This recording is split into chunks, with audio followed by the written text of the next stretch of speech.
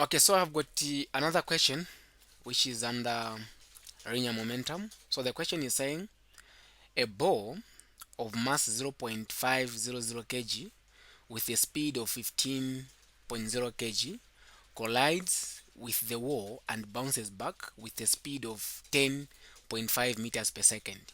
If the motion is in the straight line, calculate the initial and the final momentum and the impulse if the ball exerted an average force of 100 newton, or which is 1000, sorry, 1000 newton on the ball. How long did the collision last? Okay, so we can see from the diagram here, it is in the straight line.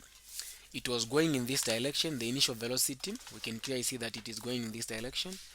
So velocity is a vector quantity, meaning that the initial velocity is going to carry a negative. Okay, meaning that the final velocity is going to have a positive, because going in this direction we have been told that is positive, meaning going in opposite direction here it is going to be the negative. So let's have our data.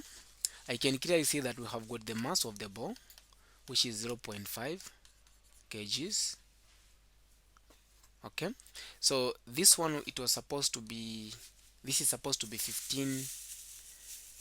The question is saying a ball of mass with the speed, this is supposed to be meters per second and not kgs. Okay, so that is our initial speed actually. So our initial speed, now since it is going in opposite direction, we're going to say it's negative 15 meters per second. So this is supposed to be 15 meters per second. Then what else do we know? They are saying that it bounced back with the speed of, meaning that is the final velocity now. Since now it was moving toward positive x-axis or toward east, we can see that it's going to be positive 10.5 meters per second. What else do we know? We can also see that we have our force. Our force is 1000 newton. Now the question is, we need to find the initial and the final momentum. Okay, at the same time we need to calculate the impulse. Okay, so the question is, calculate the initial and the final momentum, okay, and impulse. So now when you're finding the impulse, meaning we're going to find the change in impulse. Okay, or because I know that momentum, not really the change in impulse, but impulse is equal to the change in momentum. So if I have my initial momentum and the final momentum, then I'll use that information to find the what, the impulse. Now let's go ahead and find the initial momentum. So momentum is going to be, so I'll say the initial momentum is going to be the mass times the initial velocity. So initial momentum, the mass is 0.5 times the velocity initial is 15, negative 15. So I'm going to say 0.5 times negative 15, which is going to give me negative 7. So the initial momentum will be negative 7.5 kg meter per second. That is my initial momentum. Now to find the final momentum, it's going to be the mass times the final velocity. So the final velocity, the mass is 0.5, the final velocity is now positive 10, meaning that it's 10.5. So the final velocity will be 10.5 times 0.5, which is going to be 5.25. So I have my 5.25 kg meter per second.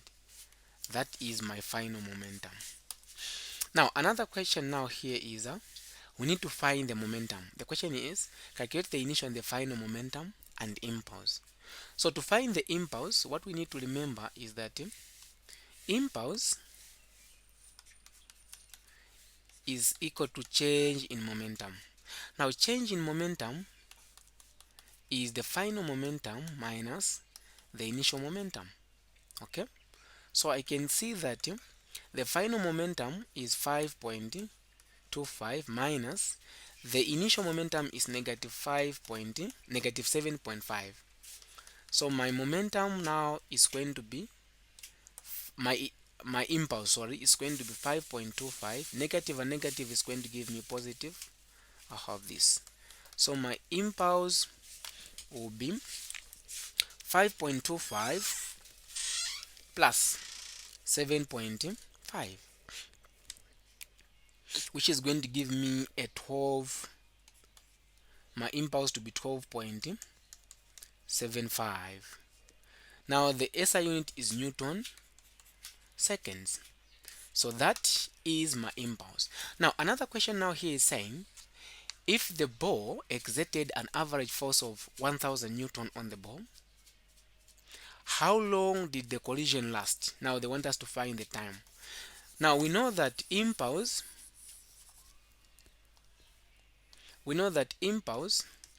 is given by the force times the time. I can divide both sides by the force, even here by the force, even here by the force. So these two can cancel. Therefore, T will be the impulse divided by the force. So T will be, the impulse is 12.75, the force is 1000. So T will be equal to 12.75 divided by 1000, which is going to be 0. I'm getting 0.01275 seconds. I can round it off and say the time will be 0. Let me use different column. I can round it off and say my time will be 0.013 seconds. So that is it for this question.